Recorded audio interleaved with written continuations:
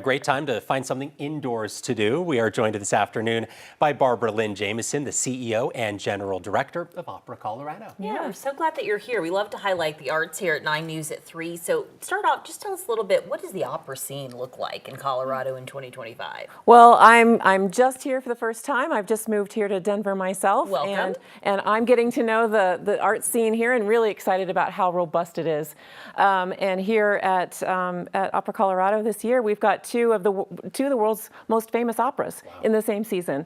We're starting off with La Traviata, which is sort of the Moulin Rouge story. And I know Moulin Rouge is going on, but yeah, opening night tonight. It was the precursor to Moulin Rouge, actually. So it's a very similar story. In fact, in the Pretty Woman movie, you'll see she goes to that. She goes to that movie, to that opera.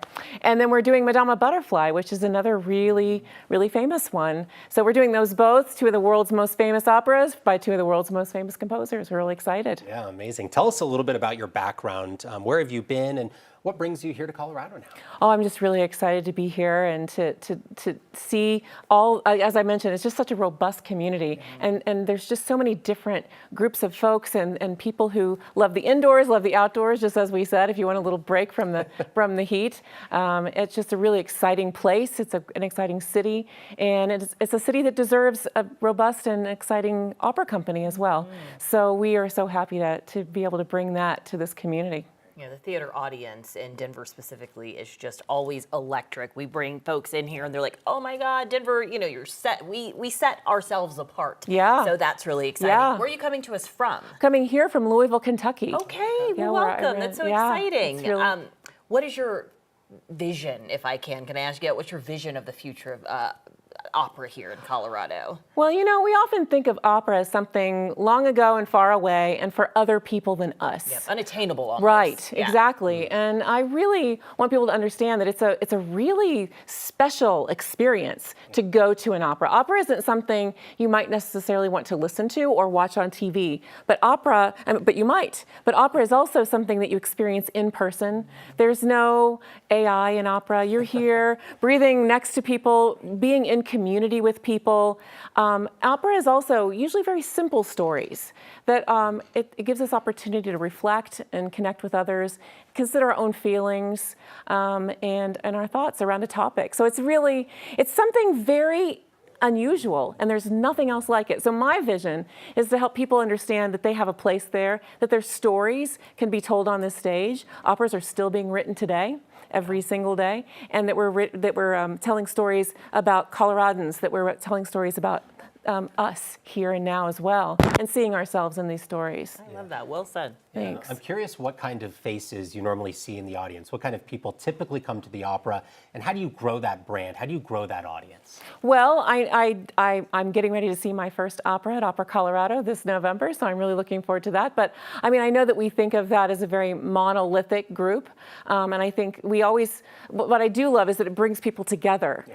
And so as we come together, we start to experience the same story in collection with other people in our community. We start to gather this empathy and compassion for others that we share space with. I think when we share space with others, whether they look like us, whether they came from the same background as us or not, sharing space is a really big way to break through those barriers, even if they're perceived barriers. Because here we are sitting here in a space together, experiencing a story that moves us all. Right. I love your message because it feels, you know, orchestra is for everybody. Opera is for everyone. You can see yourself in these spaces and on the stage. Before you leave us, just maybe give a message to someone quickly who's never been to an opera before. Why should this be the year that they finally go to one? Well, the fact that we're doing the two most, some of the two most popular operas, that's a really great one. But they're also in Italian, and sometimes that could be a barrier as well. But we have English captions above the stage and on the back of the seats, so that you know what the story is. And as I said, it's a simple story that you can connect to, and the music takes your heart and soul to a place, and then the story itself can take your mind to a place. So I think of art as being a little bit more deep than just entertainment. It's something, it makes us feel, but it also makes us think. And I think this is a great season for it to be your first. We hope to be your first this year. I'm excited. Madame Butterfly is the first opera I've ever saw, like years and years ago. So Yeah. I haven't seen it since. So Yeah. I will be Oh, there. it's time to come Count back. me in. Yes, And- I'm coming back around. And add that La Traviata to your, okay, to your all right. checklist too. Will We'll do. get you there. Will do. Awesome. Barbara Barbara Lynn Lynn. Jamin. Yeah, thank you so much for Thanks. joining us today. We appreciate it.